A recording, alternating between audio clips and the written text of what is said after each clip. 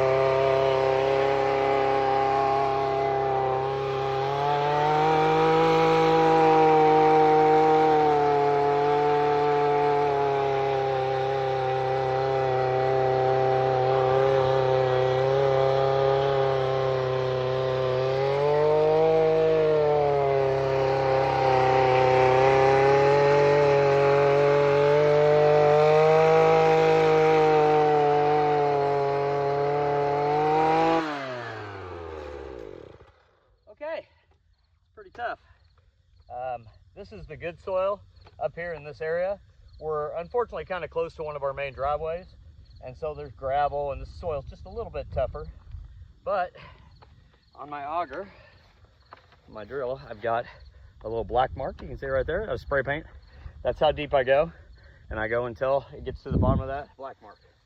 So now that we have our hole drilled, we're going to come back in and plant that on Wednesday with a baby white pine tree. White pines are all we ever plant in the fall. And so planting is an ongoing activity to make sure you have lots of trees coming in that don't die. And that's really important. So another thing that I'm doing as I walk out here is I'm looking to see if there's any trees that just didn't make it. We planted and they just didn't have enough. There's a couple babies right there. We planted those in the spring. Here's where we planted a lot in the spring. I'm getting ready to come back up this way, but you can see here, unfortunately that guy didn't make it, dead. This one did, that one's fine. These are con-collar fir trees. No, I'm sorry, these are white pines. These are white pines. If I go farther over, they're con-collar fir trees. But you can see a lot of these are still alive. That one's half alive. But what I'll do is I'll find all the trees that didn't make it or that we didn't plant the hole, and I'll dig a big hole. And then Wednesday when we get our trees in, all we do is grab a trowel and start planting. And that's how you do it in the fall.